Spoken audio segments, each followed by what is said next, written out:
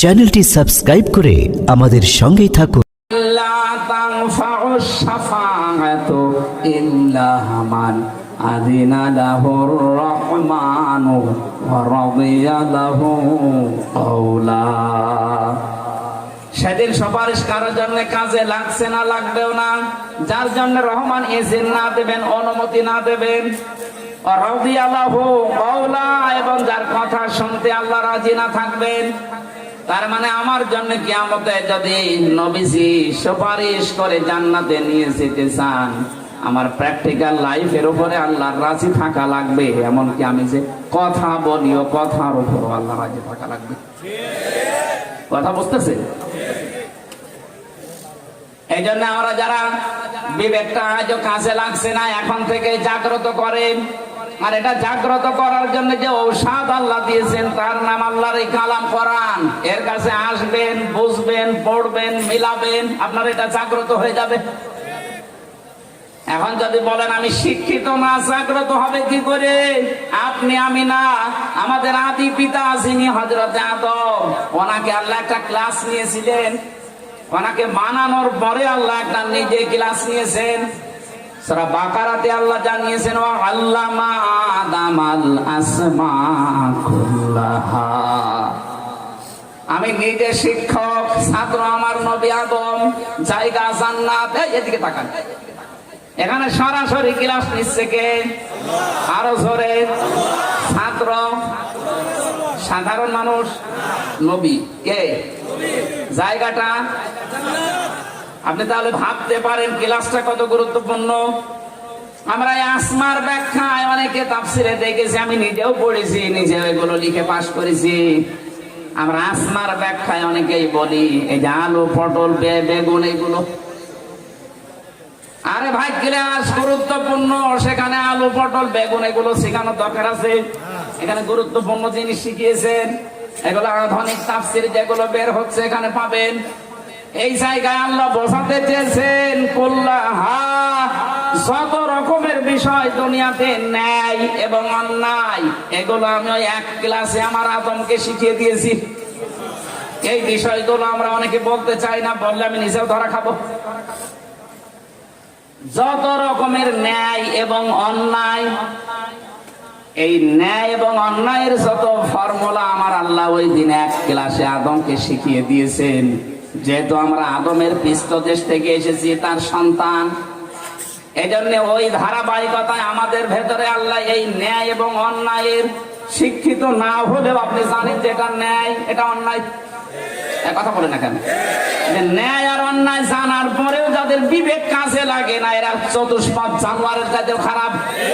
আর এইটা যে 15.5 বছর বেশি হয়েছে। আপনি জানতেন না যে দিনের ভোট রাতে হয়ে গেছে? 154 জন নির্বাচনের আগে হয়ে গেছে, আপনি দেখেননি? আপনার বিবেক কোথায় গেছে? এরপর আপনি দাবি করতেন আমি এমপি। কিসের এমপি আপনি? সারা দেশে এখন বিশ্বের মডল যারা আছে তাদের কাছে উনি বাইরে যে এই মিথ্যা কথা ছড়াচ্ছে যে আমি নির্বাচিত ছিলাম, আমাকে উৎখাত করা হয়েছে। সিটারি করা জায়গা পান না। কিসের নির্বাচিত আপনি? হ্যাঁ, এই 15.5 বছরে কোন নির্বাচন হয়েছে? নির্বাচনই যদি হবে, আমার মনে হয় আসলিয়া সবার থেকে এ বাবু ভাইয়ের উপরে কেউ যাওয়ার কথা না। দাঁড় করিয়ে দেন, এখানে শেখ হাসিনাকে দাঁড় করেও ফের করবে। আর নির্বাচনে উনি আন্দাজে মোরাদ, আন্দাজে কবির, আন্দাজে সাইফুল নির্বাচন হয়েছে। কারণ নির্বাচন হওয়ার মাধ্যমে মানুষ নির্বাচিত হয়, এ পদ্ধতি আল্লাহ দিয়েছে।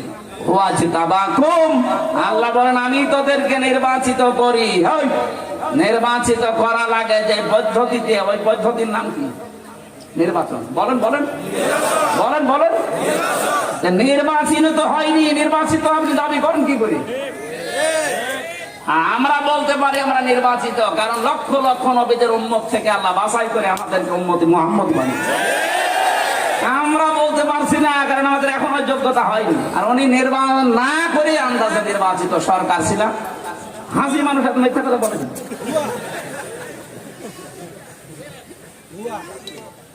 তার মেয়ে যেহেতু হাস করেনি, সে বললে নাই মেনে কথা বলে না। এটা হাসি মানুষে কথা বললে শয়তান হাসবে, কি গো হজ করিও কি বুঝে আসবে? এখন মিথ্যা কথা ছাড়ে না। এই জন্য হাজী সাহেবা যারা একটু সতর্ক হবেন। আপনার কথা কিন্তু রেকর্ড হয়। কথা বলেন না কেন? কথা রেকর্ড হয় না? এই কি কথা বলেন আপনি? এখানে একটা গুরুত্বপূর্ণ তথ্য বলেছি আমি, এবার ক্লাস নিচ্ছি, এটা ক্লাস চলছে। আল্লামা আদম আল আসমা কুল্লাহা, এই যে ক্লাস নিচ্ছিলেন আল্লাহ নিজে, যত রকমের ন্যায় এবং অন্যায় সবগুলো এক ক্লাসে আল্লাহ আদমকে শিখালেন। ওনার পৃষ্ঠদেশ থেকে আল্লাহ আমাদেরকে বের করেছে। এই জন্য আদমের সন্তান আমরা যারা নারী পুরুষ সবাই ওই জ্ঞানটা আমরা জন্মগত ভাবে পেয়ে গেছি। কোনটা ন্যায় কোনটা অন্যায় এক ক্লাস থেকে আমরা বাবার কাছ থেকে পেয়েছি। এই ক্লাসের শিক্ষা যারা দুনিয়ায় কাজে লাগায় না, ওটা আদমের সন্তান না, ওটা শয়তানের। 15.5 বছর আপনি কাজে লাগাননি, কাজে লাগালে আয়না ঘরে মানুষ রাখতে পারতেন না। বিবেকে কি বলে বলেন তো? আমি মাত্র 10 দিন ছিলাম, আমি দেখেছি কেউ 2 বছর, কেউ 5 বছর, 8 বছর, 8.5 বছর, 10 বছর, 14 বছরের মানুষও পেয়েছে। এই যে হাতের আঙ্গুল গুলো তাদের এত বড় বড়, চুল দাড়ি গোঁফ দেখলে ভয়ঙ্কর। আওয়াজ দিত, মাঝে মাঝে কান্নার আওয়াজ শোনা যেত। ওই যাবার সময় দেওয়ালের উপরে লেখা ছিল যে ভাই এই যে নখ দিয়ে দিয়ে দেওয়ালে ফুটো করে লিখেছে নাম্বারটা। কেউ লিখেছে আমি কত বছর আছে আমি জানি না, কারণ এটা কোন বছর আমি জানি না, এটা কোন মাস জানি না, এটা কি বার তাও জানি না, কয়টা বাজে আমি তাও জানি না। অথচ আমার মাথার উপর দিয়ে গাড়ি ঘোড়া যাচ্ছে, মানুষজন চলাফেরা করছে, হালকা হালকা শব্দ পাচ্ছে। আমাদেরকে দূরে রাখে নাই ঢাকার বুকে, উপর দিয়ে গাড়ি ঘোড়া যাচ্ছে, আমি দেখতে পাই, মানে শুনতে পাই হালকা হালকা, কিন্তু বুঝি না যে কোন জায়গায় আছি। আরে ভাই 2 মিনিট 5 মিনিট 10 মিনিট রাখলেই তো হয়, 2 দিন 5 দিন না, 14 বছরের মানুষ ওখানে আছে। লিখে দিয়েছে আঙ্গুল দিয়ে যে বাইরে যদি কেউ যেতে পারে এই নাম্বারটা একটু জানাবেন যে আমি বেশি আছি। আপনার বিবেক কোথায় গেল বলেন তো? আপনি যে মানুষের দাবি করেন যে আমি মানুষ, কিসের মানুষ আপনি? 2006 সালে অক্টোবর মাসের 28 তারিখে যা ঘটিয়েছে পৃথিবীতে, ঢাকার বুকে ইতিহাস পাল্টিয়ে গেছে। বিশ্ববিদ্যালয়ে যে আমরা সব বিশ্ববিদ্যালয়ে পড়া বহু ইতিহাস পড়েছি, জীবনে কোনোদিন উপন্যাসেও কোনোদিন পড়ি নাই যে মানুষ হত্যা করার পরে দুনিয়ায় কেউ ড্যান্স দিয়েছে, নাম পড়ি নাই। আমার ভার্সিটির লাইফে অন্য পড়ার চাইতে সবচাইতে বেশি আমার ঝোঁক ছিল উপন্যাস পড়ায়। আমার নিজের হিসাবে আমি প্রায় 132টার উপরে উপন্যাস পড়েছি। রাতে ক্লাসের পড়া বাদ দিয়ে শুধু উপন্যাস পড়তাম। এই হিসাবে আমি উপন্যাসেও পড়িনি যে মানুষ হত্যা করার পরে কেউ লাশের উপরে ড্যান্স দেয় না। ইতিহাস তো দূরের কথা। অথচ এই লঘি বইটা এটা নিয়ে আসো সারা দেশ থেকে, তার একটা কথাই সব নিয়ে এসেছে। 6 সালের এই ঘটনা, 7 সালে আমি একটা অনুষ্ঠান করেছিলাম, ওই সময় আমি দাখিলে পড়ি। ম্যাট্রিক পরীক্ষা আমি 7 সালে দিয়েছি। ওই সময় সিরাজগঞ্জ থেকে যাচ্ছিলাম মাদ্রাসায়, যে টুপি দাড়ি আর এই যে জোব্বা গায়ে, বাসে ড্রাইভারের পেছনে বসে আছি। দেখলাম একটা কুকুর পড়ে আছে রাস্তার মাঝে। ড্রাইভার কুকুরের উপর দিয়ে না দিয়ে বাম দিয়ে চালিয়ে দিল, গাড়ি ঝাঁকি দিয়ে দিস। ড্রাইভারকে বললাম যা করলেন এখনই তো অ্যাক্সিডেন্ট হয়ে যেত। ড্রাইভার আমার বলছে দেখেন না একটা কুকুর পড়ে আছে, আমি ডবল করে চাকা চালাবো, আমার বিবেক নেই। মরা কুকুর, ওরে মাইরে ফেললে কি আর না মারলে কি? ড্রাইভার আমার দিকে ঘুরে বলছে হুজুর আপনি কি আসলে হুজুর? আপনি কেমন হুজুর? হ্যাঁ আপনি দেখেন একটা মরা কুকুর পড়ে আছে, আমি ডবল করে গাড়ি চালাবো, আমার বিবেক নেই? এই কথা শোনার জন্য আমি ছিলাম। একটা মরা কুকুর ডবল করে মারা যায় না, আপনার বিবেকে বাধা দেয়। অথচ গত বছরে এই সময়ে অক্টোবরের 28 তারিখে জীবিত মানুষ জসিম ভাই, তাকে পিটিয়ে মারার পরে লাশের উপরে নৃত্য করেছে, ড্যান্স দিয়েছে। ওনারা ওই সময় জিজ্ঞাসা করেছিলাম আপনার নাম, বলছে সুব্রত বালা, তারপরে হিন্দু মানুষ। আপনার ইমান নেই কিন্তু আপনার বিবেক আছে, মরা জিনিস আপনি মারেন না, যদিও ভালো জিনিস না, কুকুর। কি পৃথিবীর নিকৃষ্ট দুইটা জীবের ভেতরে একটা কুকুর আর শুকুর, কথা বলে না কেন? সেইটাও একটা হিন্দু, ইমান নেই, বিবেক আছে, বিবেকের তাড়নায় মারে না। আর মুসলমান দাবি করে আমরা করলাম কি? আপনারা মানুষ বলবো কি দিয়ে? আপনার বিবেকের উপরে কুকুরে প্রসাব করিস, পায়খানা।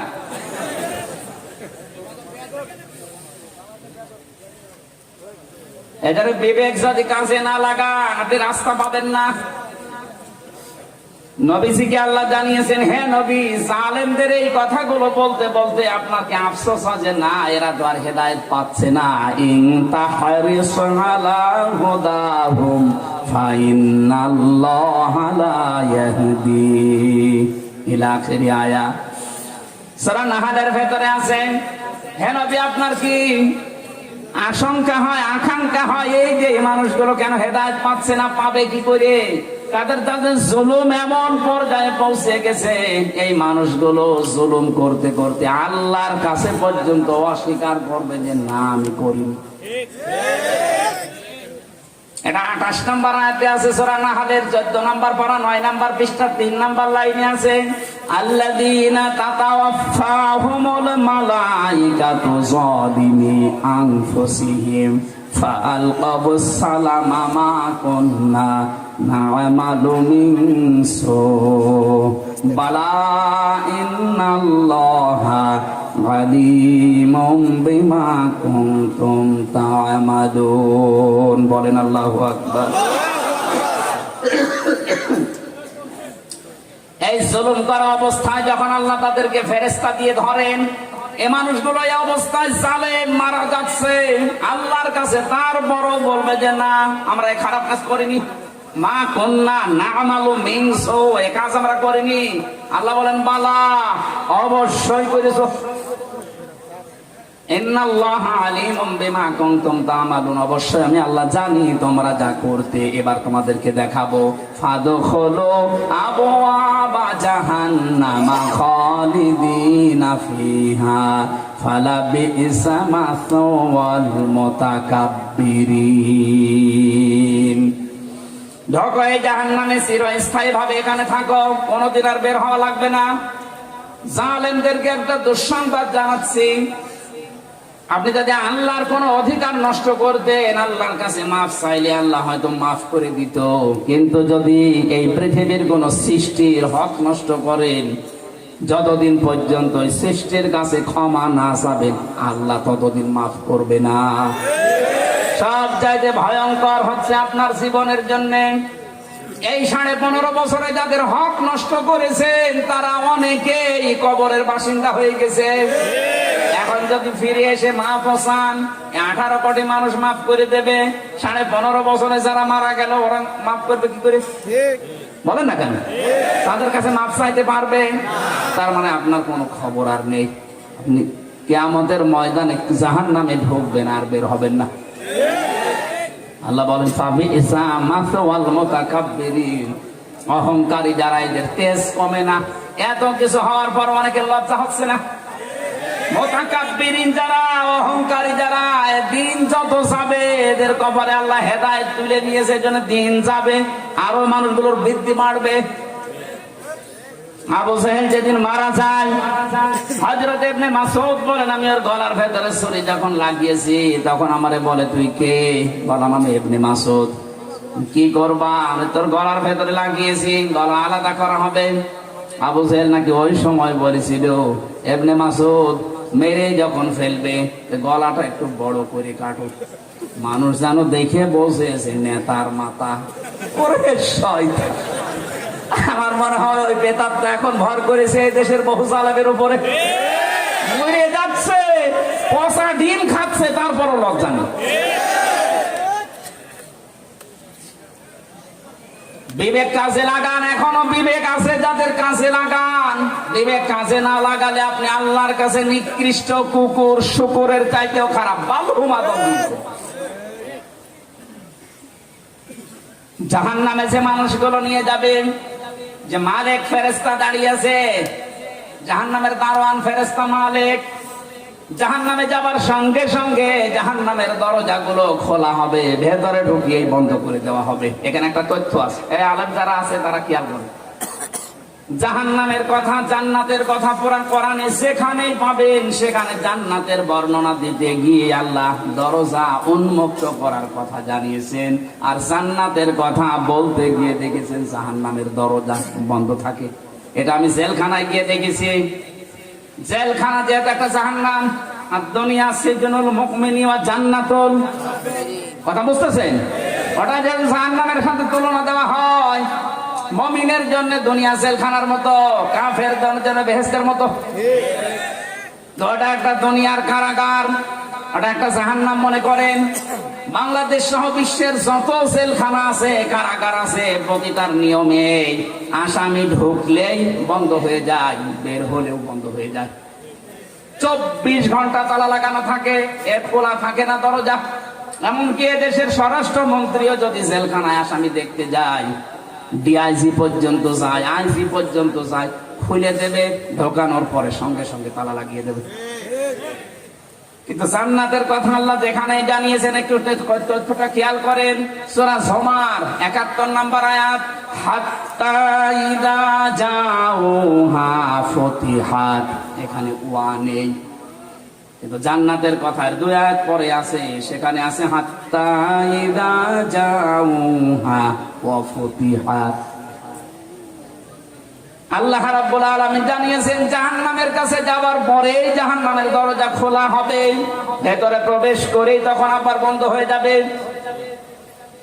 যিনি মালিক আছেন, দারওয়ান, অকাল লাহুম খাজানাতুহা, জিজ্ঞাসা করবে আলাম ইয়াতিকুম রাসূলুম মিনকুম ইয়াতলুনা আলাইকুম আয়াতি রাব্বিকুম ওয়া ইউনযিরুনাকুম লিকা ইয়াউমিকুম হাযা। কেন আসলে এখানে? তোমাদের কাছে কি নবী রাসূল যায়নি? নবীর উত্তরাধিকারী যারা, তারা যায়নি? আল্লাহর আয়াতগুলো তেলাওয়াত করে জাহান্নামের বর্ণনা দেয়নি? আল্লাহর সাথে সাক্ষাৎ করে জবাব দেওয়া লাগবে, কথাগুলো কি শোনায়নি তোমাদের? তারা বলবে ক্বালু বালা ওয়ালাকিন কাযযাবনা ফাকাযযাবনা ওয়া কুলনা মা নাযালাল্লাহু মিন শাই। গিয়েছিল আমাদেরকে কোরআনে কারিমের অর্থ একটা একটা শব্দ ব্যাখ্যা করে ভেঙে ভেঙে বুঝিয়েছে, কিন্তু আমরা বলতাম এ বেটা মিথ্যা কথা বলে মনে হয়। এরকম কথা আল্লাহ নাযিল করেনি। এ বাংলাদেশে চরিত্রের মানুষ নেই, বলেন না কেন? এত খোলাখুলি বলার পরে ওদের বিশ্বাসই হয় না, খালি উল্টাপাল্টা রাজনীতির গন্ধ খোঁজে। আল্লাহ শেষের দিকে জানিয়েছে ওয়াকালু লাউ কুন্না নাসমাউ আও নাকিলু মা কুন্না ফি আসহাবিস সাঈর। শেষ পর্যন্ত এই মানুষগুলো বলবে, হ্যাঁ আমরা যদি ওই সময় শুনতাম আর আমাদের বিবেককে যদি কাজে লাগাতাম, তাহলে আর জাহান্নামে সাঈরে আসা লাগতো না। তার মানে যারা বিবেক কাজে লাগাবে না, তারা জাহান্নামে যাবে। আরো জোরে বলেন। আমরা এখনই সতর্ক হওয়ার সময়, আর সময় নেই, এখনই সময়। বিবেক যাদের কাজে লাগছে না, কি হলে আপনার বিবেক কাজে লাগবে বলেন তো? আল্লাহ রাব্বুল আলামিন দ্বিতীয় ইন্দ্রিয় শক্তির কথা জানাচ্ছেন, আলাহুম আয়ুনুল্লাহ ইয়াবসিরুনা বিহা, তাদের চোখ আছে কিন্তু তারা দেখে না। তার মানে দেখা জিনিস যেটা, এটা দেখতে চায় না, যেটা না দেখা জিনিস ওটা দেখে। এখানে বহু মানুষ আছে যেটা নিজে দেখলে আনন্দ পায়, অন্য দেখলে লজ্জা পায়, এটা কবিরা গুনাহ। এরকম কোন দৃশ্য যদি মোবাইলে থাকে, কম্পিউটারে থাকে, টেলিভিশনে আসে, যেটা নিজে দেখলে আনন্দ পান, অন্য কেউ দেখলে আপনার লজ্জা লাগে, এই মুহূর্তে এটা ডিলিট করে রাখবে। কথা বলছেন না কেন? এরকম কোন দৃশ্য কারো মোবাইলে আছে? কারা কারা ডিলিট করবেন হাত তোলেন তো। এই যে আছে, আল্লাহর ওলি বসে আছে। হুজুর দেখে, এদিকে আসো, মোবাইল নিয়ে আসো দেখি। এই যে কালো হুজুর, এইটা মন দিকে তাকাও, মোবাইল নিয়ে আসো। ও যে হাত তুললো, ওর মোবাইল আজকে ভিডিও ফাংশন অন করে দেখা হবে কি আছে দেখে অন্যায়িকা কি করছে দেখি, আসেন নিয়ে আসেন। আয় ওরা তুলে দেন না কেন? না তোলাই লাগবে, তোলেন তোলেন দেখি কি আছে।